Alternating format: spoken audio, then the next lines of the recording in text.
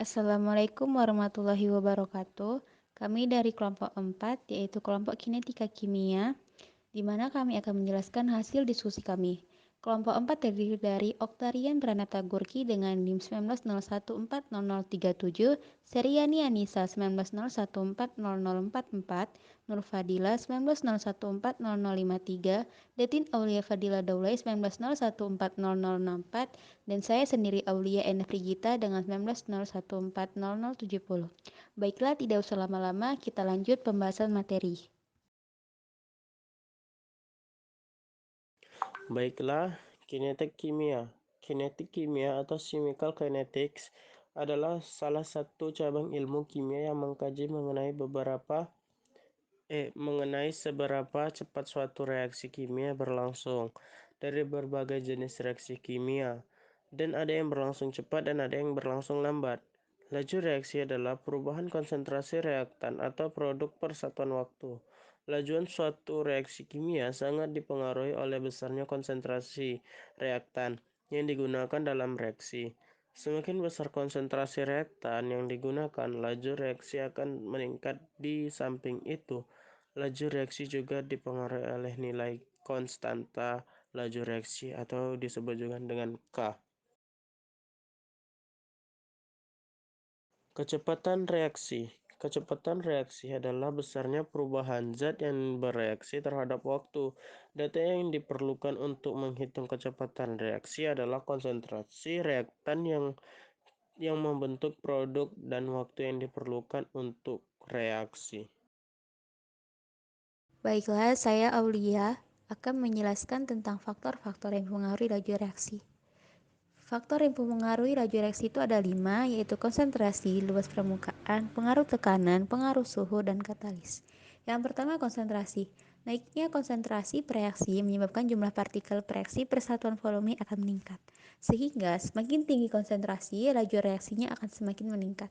Kemudian luas permukaan. Reaksi kimia akan berlangsung sangat cepat apabila luas permukaan atau bidang sentuhnya lebih luas. Karena semakin luas permukaan, maka semakin cepat pula laju reaksinya. Begitu dengan sebaliknya. Kemudian ada pengaruh tekanan. Pengaruh tekanan akan terlihat pada reaksi kimia yang melibatkan reaksi berupa gas. Peningkatan tekanan pada reaksi yang melibatkan reaksi gas akan meningkatkan laju reaksi. Pengaruh ini tidak akan terlihat pada reaksi yang melibatkan pada zat cair ataupun zat padat. Kemudian ada pengaruh suhu. Suhu adalah bentuk energi yang dapat diserap oleh masing-masing molekul bereaksi. Ketika suhu zat-zat yang akan bereaksi ditingkatkan, maka energi partikel akan semakin besar. Energi ini digunakan oleh molekul untuk bergerak lebih cepat. Jadi, adanya kenaikan suhu akan mengakibatkan gerakan molekul bereaksi menjadi lebih cepat. Dan yang terakhir itu katalis. Katalis itu merupakan zat yang dapat mempercepat laju reaksi.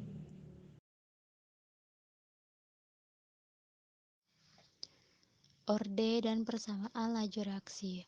Hukum laju reaksi atau Darrell Law menunjukkan hubungan antara laju reaksi V terhadap konstanta laju reaksi K dan konsentrasi reaktan yang dipangkatkan dengan bilangan tertentu atau orde reaksi.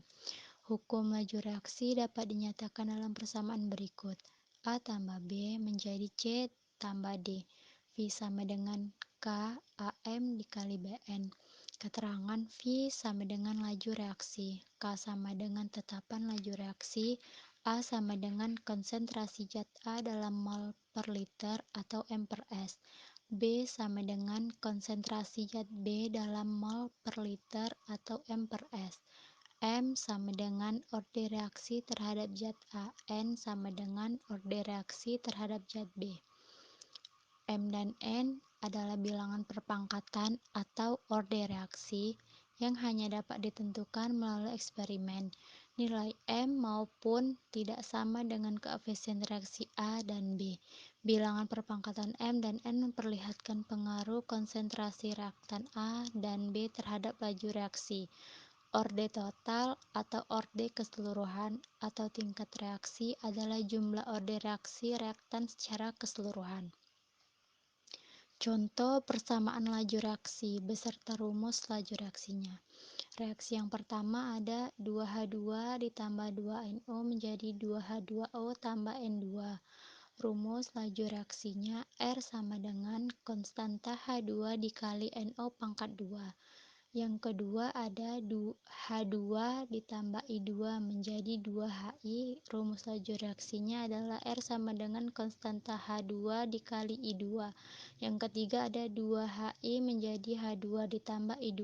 Rumus laju reaksinya adalah R sama dengan konstanta HI pangkat 2. Yang keempat ada 2H2 tambah SO2 menjadi 2O tambah S. Rumus laju reaksinya adalah R sama dengan konstanta H2 dikali SO2. Yang kelima, ada 2H2O2 menjadi 2H2O tambah O2. Rumus laju reaksinya R sama dengan konstanta H2O2 pangkat 2. Assalamualaikum warahmatullahi wabarakatuh. Saya Nur Fadilah, NIM 1901453, akan menjelaskan mengenai order reaksi.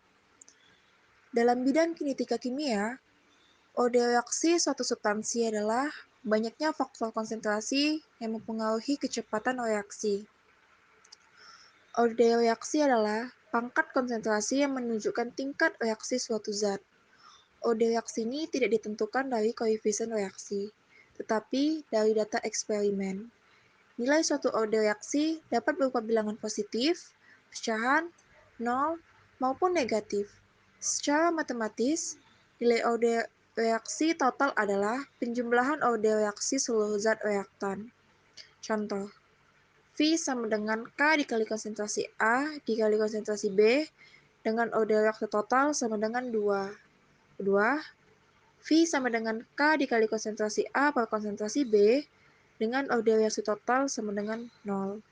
Ketiga, V sama dengan K dikali konsentrasi A dipangkatkan 2 dikalikan lagi dengan konsentrasi B dengan order reaksi total sama dengan 3.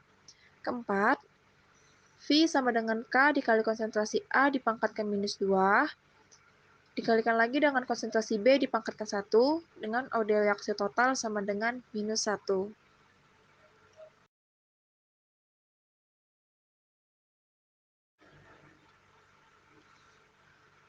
Untuk slide ketujuh, itu kita akan membahas mengenai grafik order reaksi.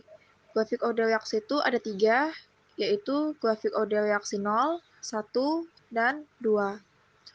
Untuk grafik order reaksi 0, laju reaksi tidak dipengaruhi oleh besarnya konsentrasi per reaksi.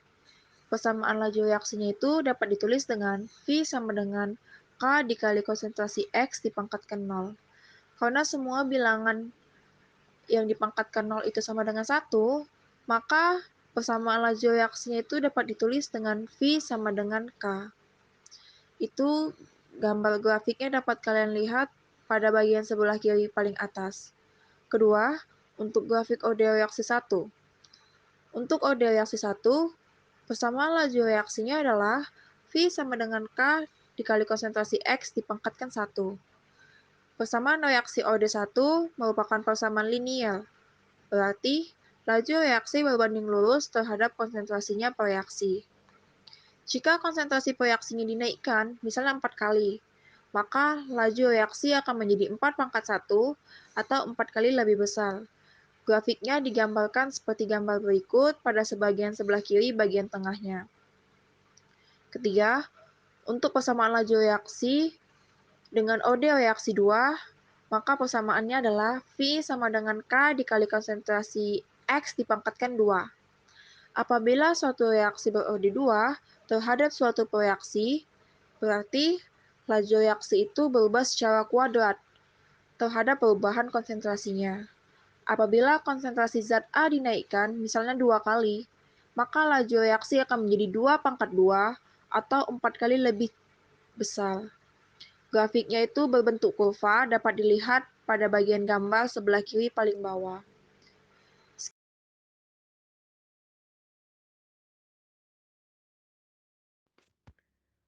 Nama saya Datin Aulia Fadila Daulay. NIM saya 190140064. Di sini saya akan menjelaskan teori tumbukan. Teori yang membahas tentang kelajuan reaksi kimia adalah teori tumbukan.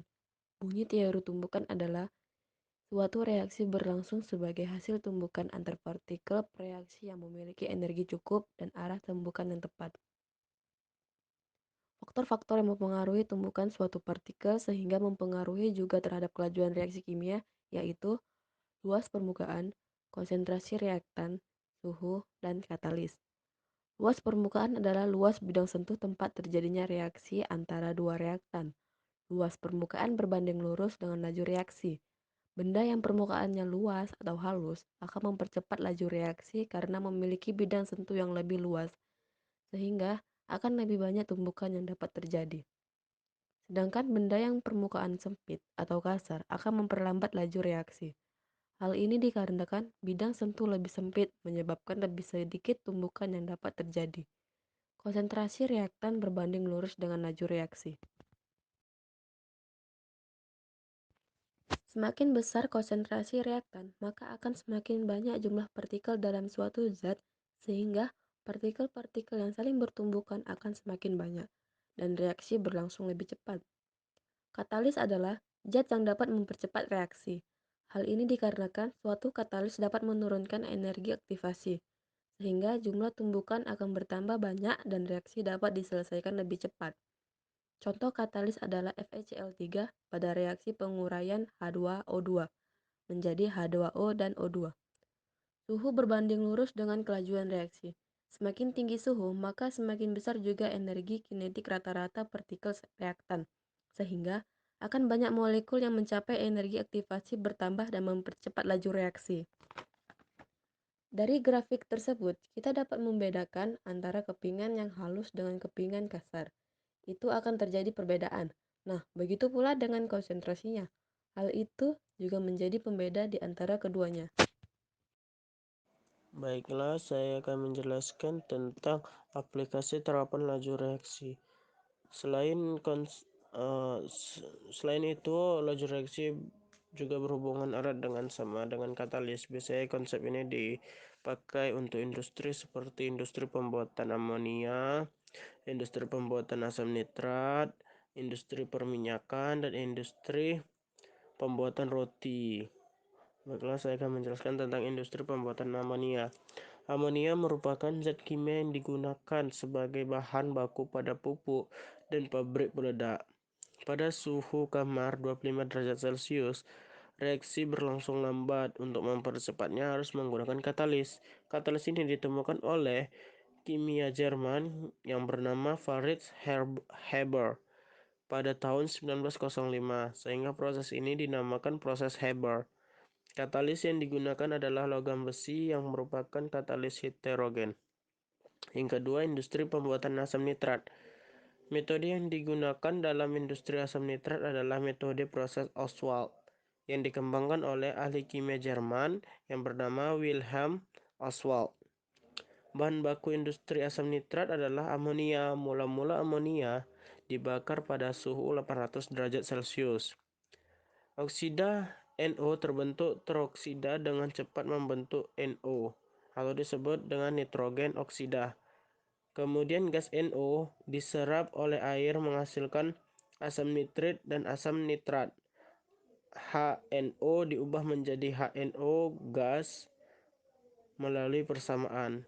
Gas NO dimasukkan kembali ke dalam reaktor pada oksidasi menjadi NO atau gas. Yang ketiga adalah industri perminyakan. Kebutuhan akan bensin meningkat seiring dengan meningkatnya jumlah kendaraan bermotor. Itulah sebabnya perlu dilakukan pengembangan metode distilasi yang menghasilkan bensin. Metode yang dikembangkan tersebut yaitu pemecahan katalis dan alkilasi. Katalis digunakan diantaranya asam oksida aluminium, silikon, dan krom. Yang keempat yaitu industri roti. Katalis yang digunakan dalam pembuatan roti adalah enzim zimase yang merupakan biokatalis. Penambahan zimase dilakukan pada proses peragian pengembangan roti.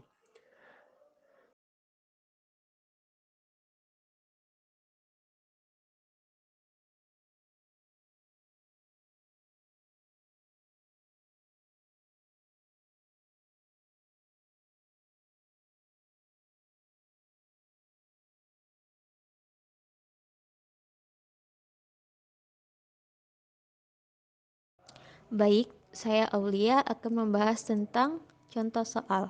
Yang pertama, konsentrasi larutan yang dibuat dengan melarutkan 4 gram NaOH dengan MR40 ke dalam air sehingga volumenya 200 ml adalah. Mari kita jawab. Diketahui itu ada 4 gram NaOH dengan mRNaOH-nya 40 dan volume totalnya 200 ml. Ditanya berapa molalitasnya? Kemudian kita jawab. M sama dengan gram terlarut per mRNaOH dikali 1000 per mililiter pelarut.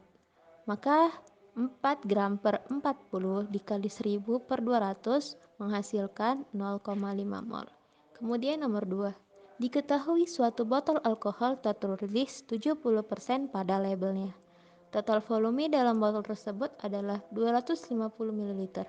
Berapakah volume zat terlarutnya? Mari kita jawab. Diketahui alkohol bertuliskan 70%. Kemudian volume totalnya 250 ml. Yang ditanya berapa volume zat terlarut, maka penyelesaiannya adalah persentase volume sama dengan volume zat terlarut per volume larutan dikali 100%. Kemudian karena presentasi alkohol 70, maka kita balik. Jadi 70% sama dengan volume zat terlarut dibagi 250 ml dikali 100%. Maka mendapat hasilnya volume zat terlarut sama dengan 70% dikali 250 ml dibagi dengan 100%. Yang hasilnya ialah 175 ml. Kesimpulan, yang pertama, kinetika kimia adalah suatu ilmu yang membahas tentang laju atau kecepatan dan mekanisme reaksi. Yang kedua, laju reaksi memberikan suatu ukuran yang memudahkan bagi kecepatan reaksi. Makin cepat reaksi, makin besar harga K. Makin lambat reaksi, makin kecil harga K itu. Yang ketiga, orde suatu reaksi ialah jumlah semua eksponen dari konsentrasi dalam persamaan laju. Yang keempat, faktor yang mempengaruhi laju reaksi yaitu luas permukaan, konsentrasi, tekanan, suhu, dan katalis. Yang kelima, aplikasi kinetika reaksi dalam bidang pangan adalah untuk mengukur mutu pada suatu produk pangan.